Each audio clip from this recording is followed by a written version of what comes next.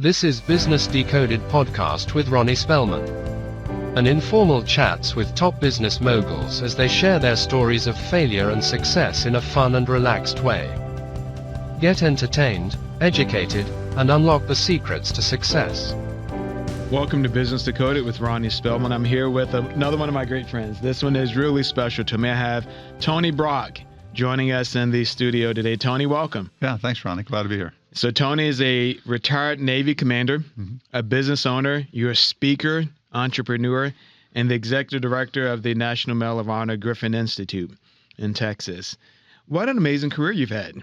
It's been a great run. Yeah, I'm really fortunate. I look at all that you've done, and people might have, one good run, but you have many good runs in different industries and what you've done. And it's just, I've looked at your website, you and I have had dinner, and I've learned about you and your family and your growth and your evolution. And Tony, I'm just amazed at the breadth of knowledge and information and talent. It's just really neat talking to you. You're probably one of the most engaging people to talk to. Wow. All right. Well, you're very, especially given your position, how many folks you talk to, that's complimentary. But my friends would probably laugh to hear you say that because, I think all of us are on that human journey. And when you look back, it makes sense. Right. But on the journey to get here, it's a whole lot of pivoting and slaloming down the course. Right? That's definitely a very good point, because I look back at some of the experiences that I had, and I didn't think the experience that I had 20, 30 years ago was of any value per se. It's just something that was happening at the time.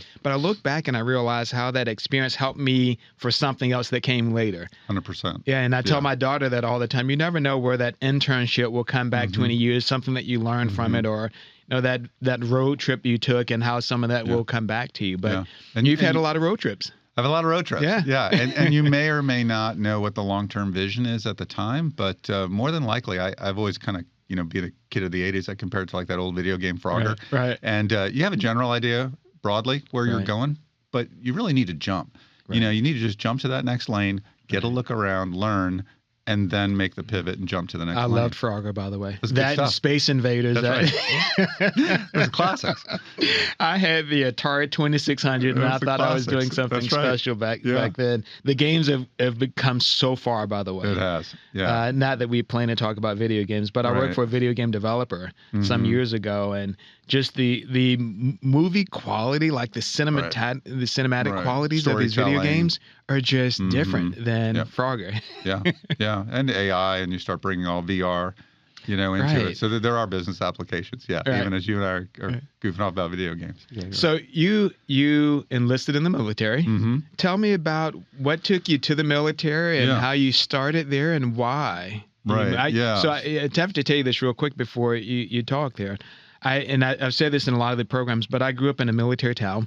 So many of my friends would come into the school, and then a couple years later they would leave. But I have such an appreciation for our service members.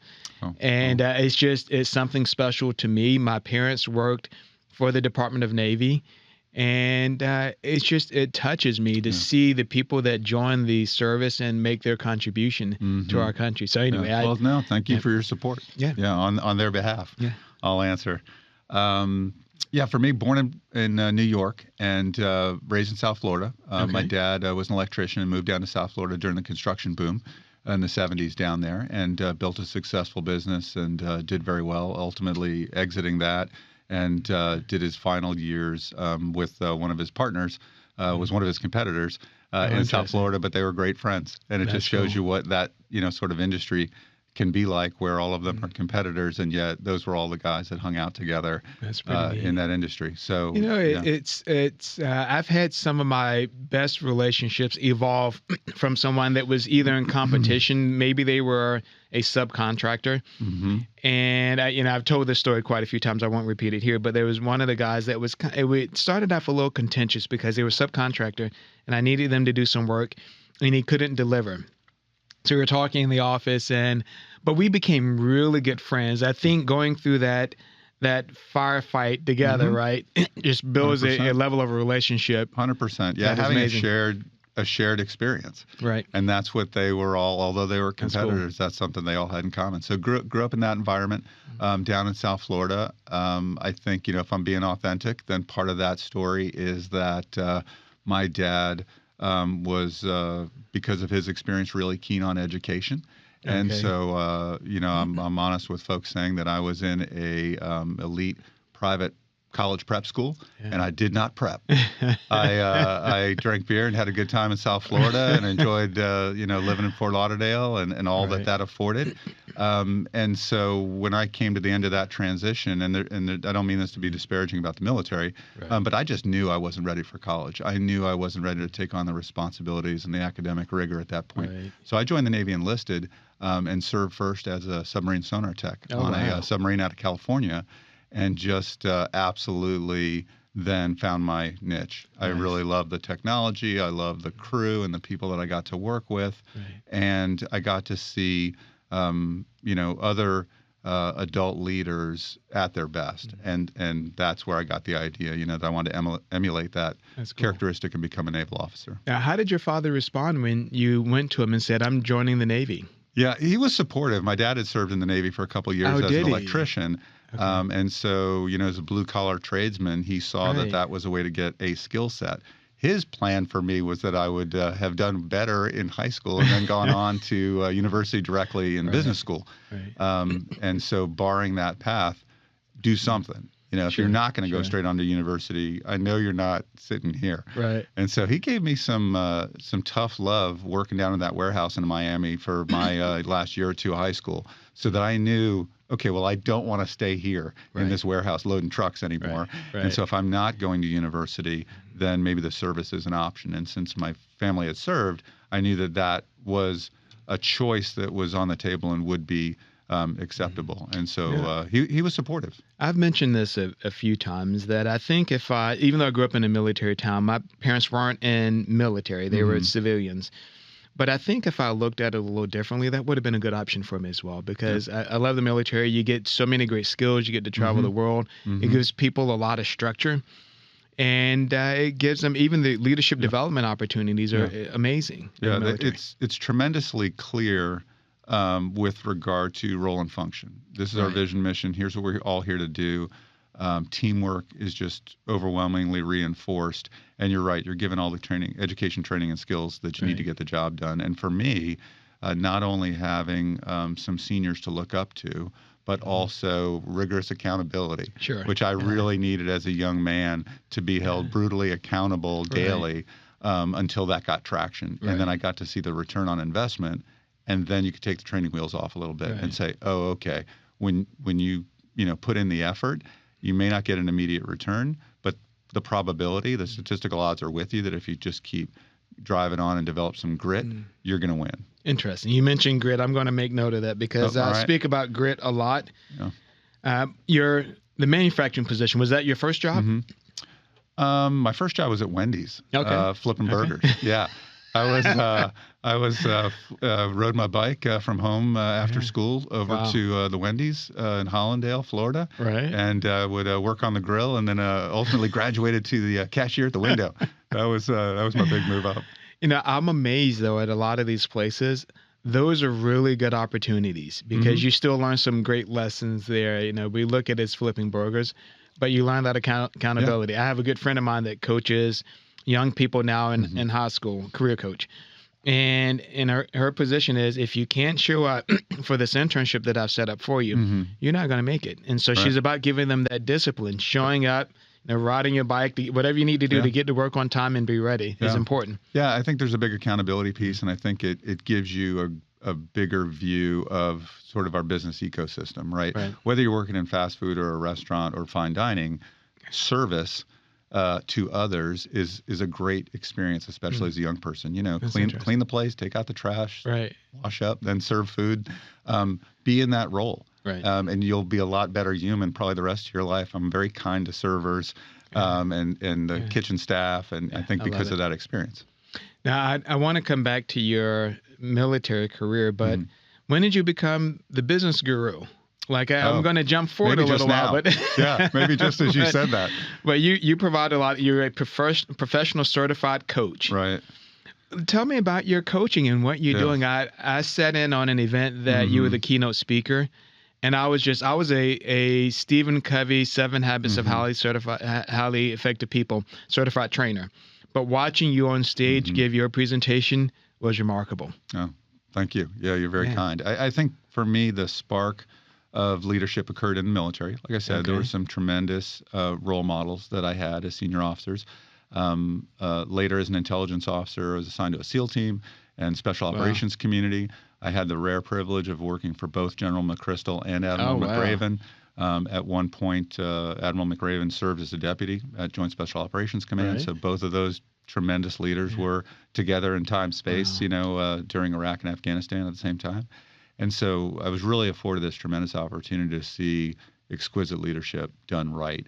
And I think that's what spurred me on into leadership and organizational management. I was a good intelligence analyst, but I also saw some superb, brilliant intelligence analysts in geopolitics and analytics and those things. Interesting. And so while I could hold my own in that space, that wasn't really my passion, and I saw folks that were better than me, and so I was trying to figure out what's my value proposition, and how might I be useful in this situation? What's enjoyable to me? And the leadership of others. How do you get everybody's time and talent moving in the same direction?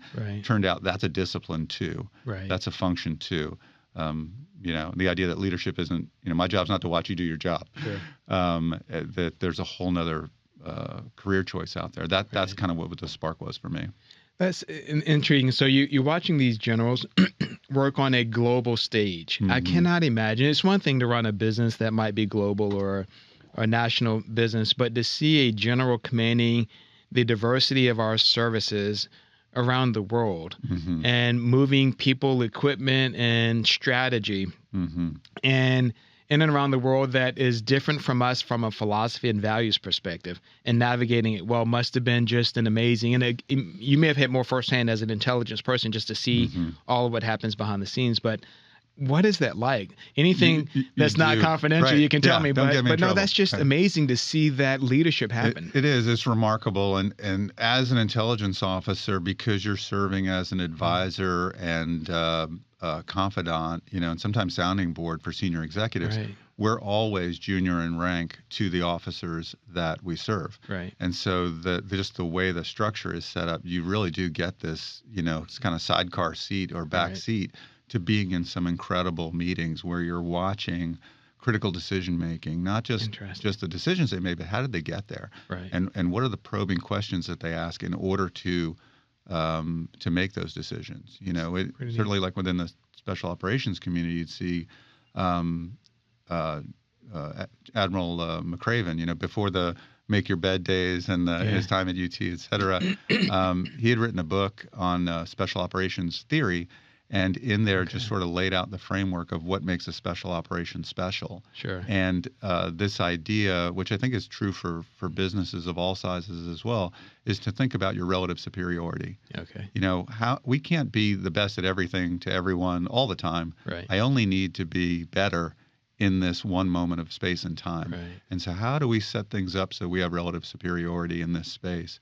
And so seeing him drive philosophically from that thought, seeing him drive decision making and structuring the rest of us, whether you're intel or communications or legal, medical, logistics, all the folks it takes to put on that show, was really a tremendous insight and sort of a privilege. So you spend a lot of time then coaching CEOs.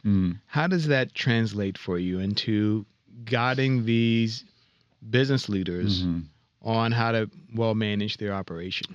Yeah, the journey for me from the military, once I retired, was taking some of those lessons learned and reflecting back on what was the framework, what were the things that made the special operations special, and how might we bridge that into corporate.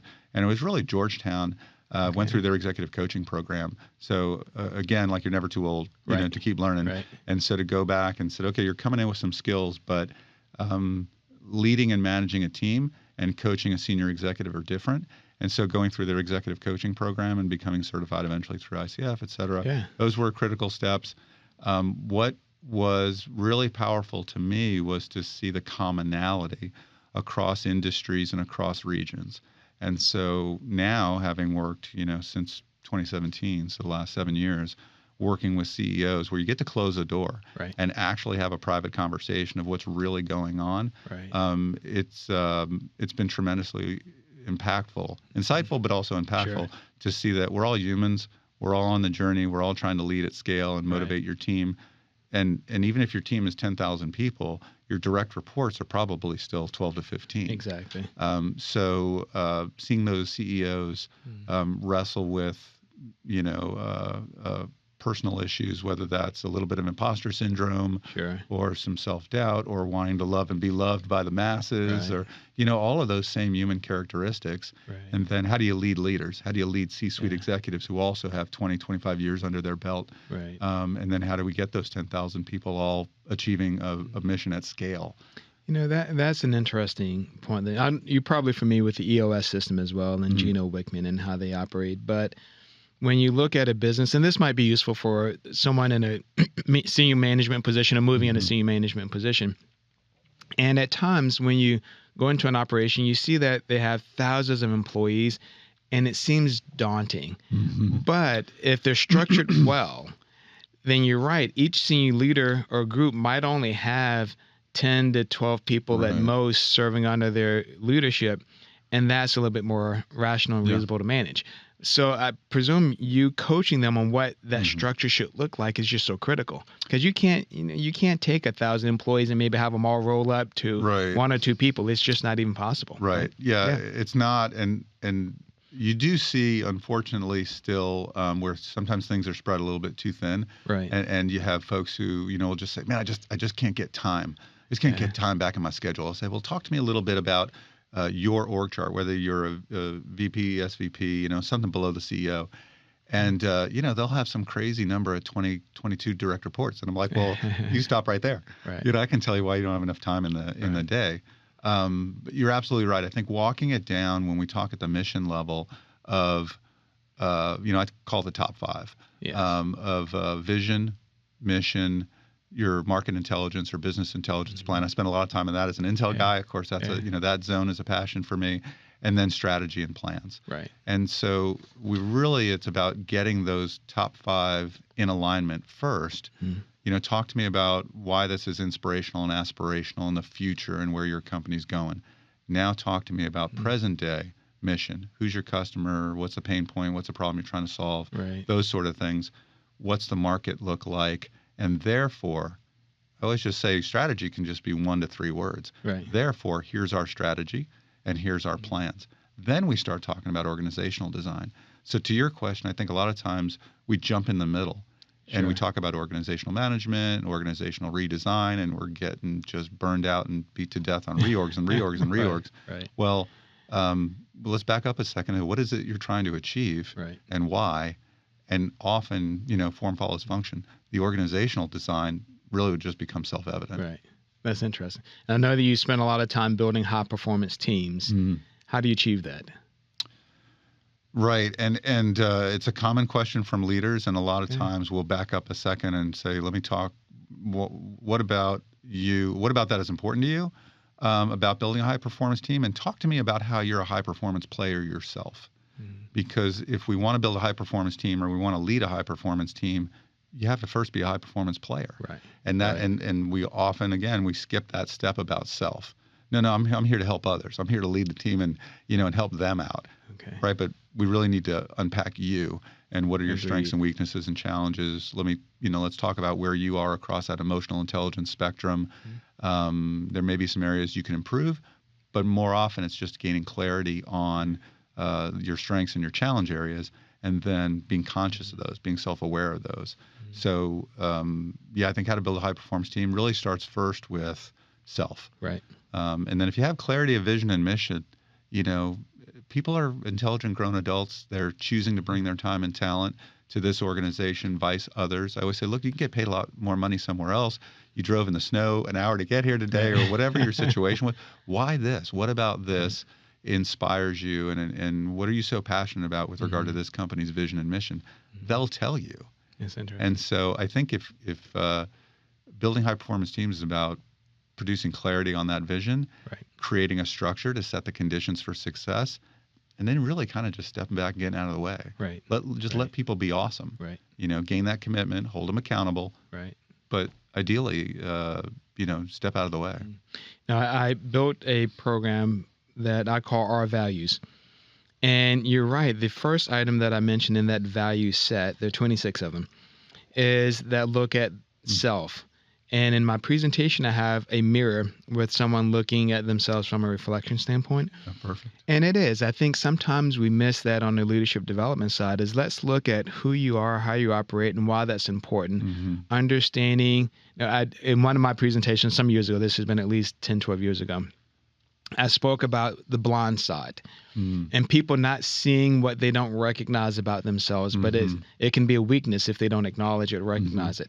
So I think you're absolutely 100%. Right on that self piece. Yeah, I think, I talk about kind of the top 3 pitfalls for leaders, and self-awareness has to be number 1. Right. We've got to start first with how do you see the world? How do you see yourself?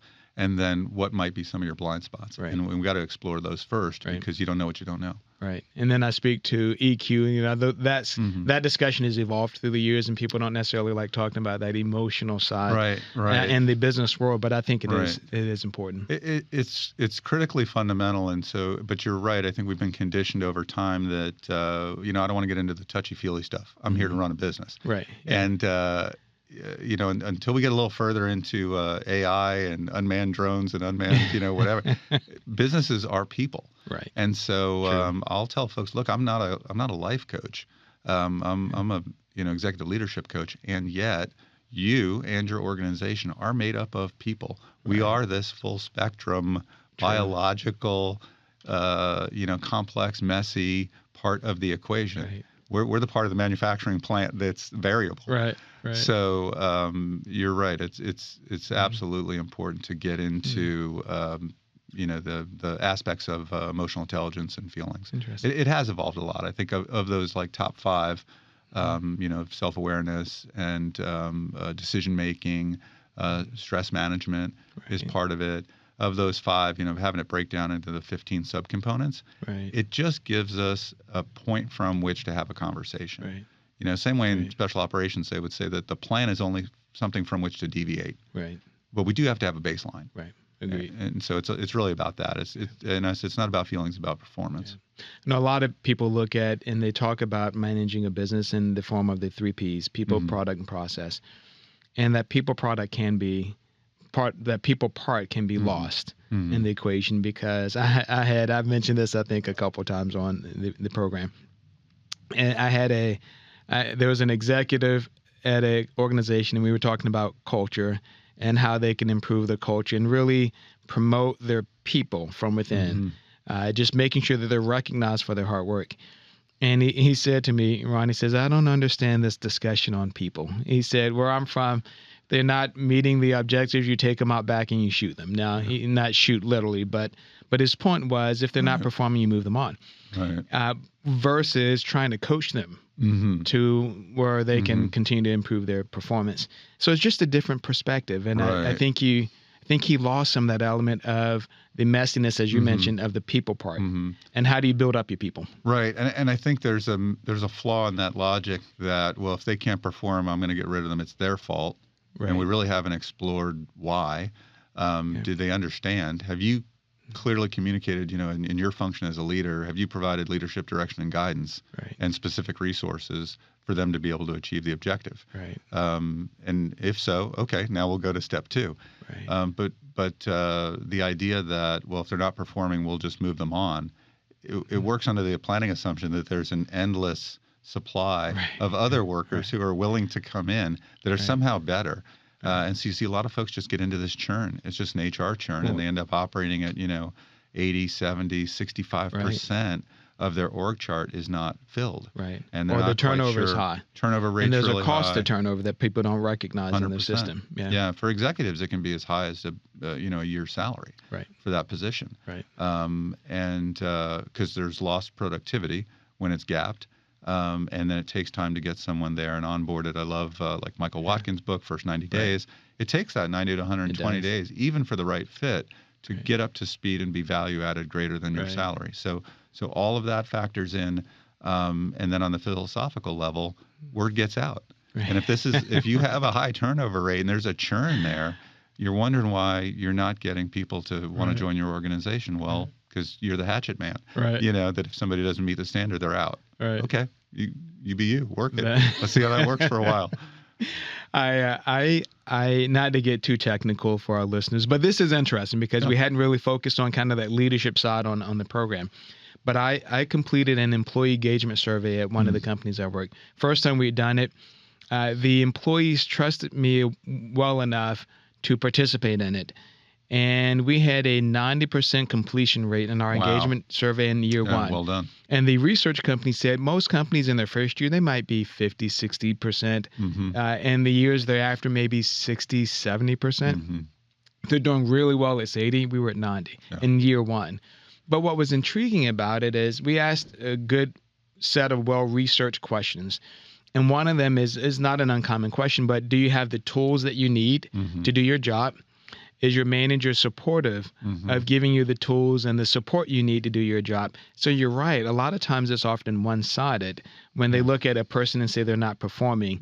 The other equation is, as you mentioned, is the employee receiving the tools that they need and the support. So if your computer constantly doesn't work, then we're not doing our job as a business. Right. Yeah, 100%. I mean, there's so many factors that can go into that, but starting first with just a couple basic questions of broadly, hey, how are we doing? Right.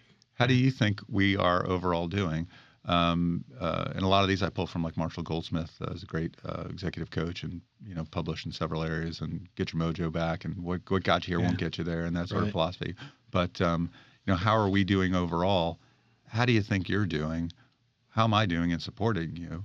And just having some of those conversations can really unearth all that. Are we setting the conditions for success? And what else do you need from me? Right. Now, if I remember correctly, you're a big book guy. I try. Yeah. I try to stay well read. What are some of your favorites? Yeah. Well, Marshall Goldsmith, as I just talked about, Michael Watkins, First 90 Days, I just think is great. Nice. So many of the business books are, sort of a super inflated Harvard Business Review article. It's a great article. We made it into a book. But I think his really hits home in the sense that it's a practical roadmap and a great guide.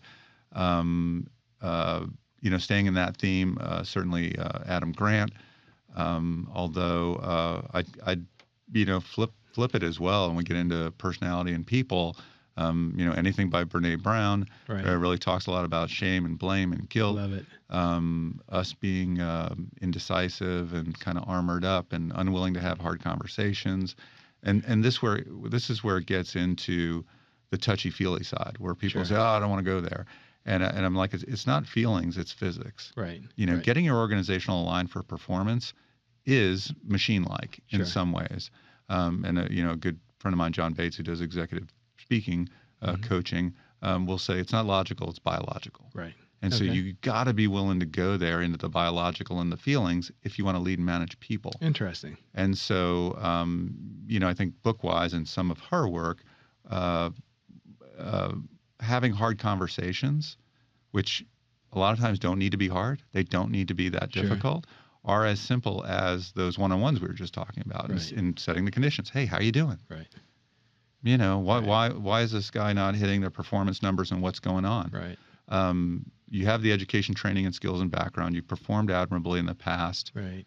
What's up? What happened? Like, just open it rather than getting into the hammer and bringing that down. And I think it also positions leaders, a little bit on the moral high ground first, because the person may come back to say, yeah, my grandmother died. Right. Yeah, we're going through a divorce. Right. Yeah, my kid's just been diagnosed with something. Right. There's a whole range of other human life factors that we don't have to try to solve at work, but we do need to be mindful that this person is living a full 24-hour life outside of work before you just, drop the hammer on them and say, well, they're not performing to standard, therefore I'm going to get rid of them and get someone else. And you're just going to get another human. Right, exactly. I know we're nearing the end of this segment, but you made me think of something. I can't remember if we discussed this before, but there's a great Covey video that I learned, some years ago through the training program, and it shows a father with two young kids in a subway. Okay. And the kids are just rambunctious. They're jumping around and playing, and And people are looking at him thinking, why can't this guy control his kids? These kids are just wild. And then the video kind of backs up. And what people don't realize is that they were just coming from the hospital. He just lost his wife, their mom. And the story kind of forces you to look at it. This guy is sitting there in the subway with these kids running around, and he's trying to figure out how to tell these young kids that they lost their mom. And that just adds a whole different perspective. Right. So you're right. Sometimes we need to step back and realize that people are human and they have other factors influencing their day. 100%. And I think that's a big part of executive leadership coaching as well, is unpacking, the situation, the challenge that's at hand.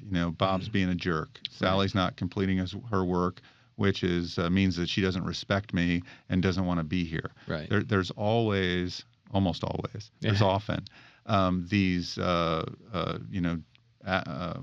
assumptions that are tagged onto it. And so a lot of times in coaching, that'll be the questions of what have they said or done or not said or done that leads you to the determination that this is the cause. Right. And we'll nail that down. Okay, now how might we test that hypothesis? Right. So although it's a human being and a social science, there's still a scientific method to it where you can check in and then find out, oh, actually, my perception of this situation was off. Right. Not, the cause and effect aren't correlated the way I thought they were. So and Tony, that's a big part of executive coaching. This is absolutely amazing. One of the series that I'd like to talk to my producer about that I haven't spoken to him yet about is a discussion on human resources as a part of the program, because I think it gets an organization into the understanding of how to manage the people side well. And then some of the challenges that you see that a lot of entrepreneurs take for granted, because they're focused on their goal and vision for the business, and they forget that people piece. And sometimes that can come back and make your business very complicated. But you also made me think of the performance review process. And I'll probably discuss this in other programs, but a lot of times managers, when they sit down for their performance review, you mentioned the coaching that they might have with their direct reports. And I tell managers this all the time. You can't grade on a 12-month review, 1-year review. You can't grade a person on the last few weeks of that 12 months, which is oftentimes what stands out, that this person missed this specific goal a week ago. 100%. Where the rest of the year was fantastic. 11 months and 3 weeks were absolutely incredible. And they based the entire 12 months on that 1 week. Yeah. And so we really need sort of a just-in-time leadership, right? You need to deliver it in the moment. You do. And call those teachable moments is what I talk about. Yeah. And do a cultural overlay, because it does depend on the individual. We want to be fair, but that doesn't mean we're necessarily equal. Right. The level of praise or corrective action that first time right out of university employee might need is different than a seasoned executive. True. So we are going to adjust our how that we deliver, but we're not going to shy away from either praise or some corrective action with an individual to let them know it's not personal. Right. I still like you as a human being. Exactly. But either the objective, delivering it or not, or the manner in which you delivered it, you got the thing achieved, but man, you burned down the village. Like we can never work with that inner collaborative, interagency group or something again, because you met the objective, but boy, you really got everybody upset. So you as the leader owe them, and the other members of the team. You're the only one who can have that, quote unquote, hard conversation. So you owe folks that either redirecting or reinforcing language, so they know their behavior. Like, am I on track or not? That's really all your people are looking for. Tony, we've run out of time already. This has been incredible. So when you come back, we have to talk about National Medal of Honor. I want to hear more about your journey in the military, because I think there's a story there. But you've been wonderful, and thanks so much. I look forward to having you back again. I look forward to coming back. I appreciate the invitation. I'd say folks can check out the website or LinkedIn certainly, but if they want to learn more about National Medal of Honor, it's mohmuseum.org. And there's a whole wealth of information on there, and values and character-based leadership. Very cool. Tony, thank you for joining us on Business Decoded. Thank you, Ronnie. Good stuff. Thank you for listening to Business Decoded podcast with Ronnie Spellman. Please be sure to subscribe and share, and stay tuned for more incredible Business Decoded episodes.